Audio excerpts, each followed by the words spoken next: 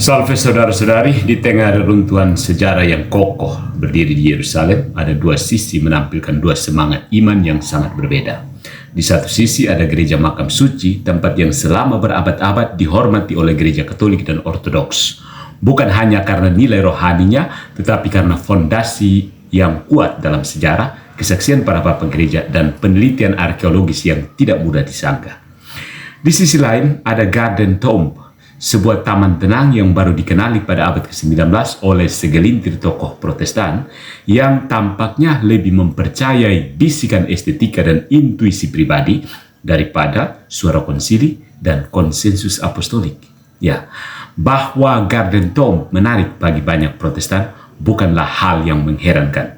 Dalam banyak hal, situs ini mencerminkan esensi dari Protestantisme itu sendiri.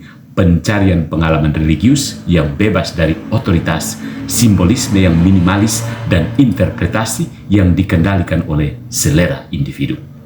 Jika gereja makam suci adalah buah dari iman yang berakar dalam tradisi dan komunio, maka Garden Tomb adalah simbol dari iman yang terputus dari warisan apostolik, iman yang dalam kehausannya akan kemurnian justru kehilangan akar. Dengan penuh keteguhan, para reformis abad ke-16 memisahkan diri dari ritus, sakramen, dan hierarki yang diwariskan sejak para rasul. Maka tidak mengherankan ketika tiba di Yerusalem, para penerus spiritual mereka merasa canggung di hadapan dupa, salib, dan liturgi kuno yang memenuhi gereja makam suci. Mereka pun mencari alternatif yang lebih sesuai dengan nuansa ibadah mereka, tenang, bersih, steril dari pengaruh Katolik, dan akhirnya menemukan sebuah taman. Namun seperti banyak hal lain dalam sejarah reformasi, yang dirayakan bukanlah kebenaran sejarah, melainkan simbol perlawanan terhadap tradisi. Garden Tomb mungkin bukan makam Yesus, ya, dan bukti arkeologinya dengan jelas menyangkalnya.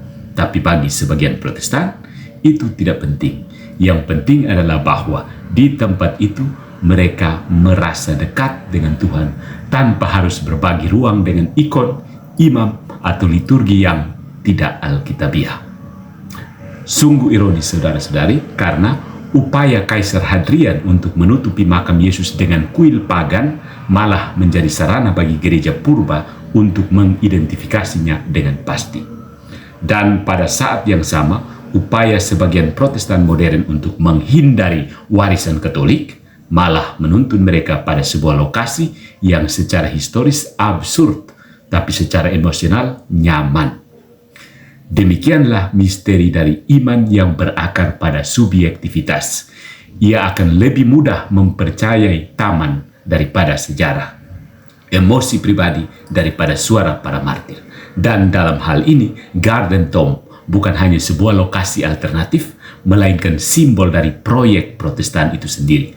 Proyek iman yang lebih percaya pada dirinya sendiri daripada gereja yang satu, kudus, Katolik, dan apostolik. Good job, Protestantisme, with your Garden Tomb.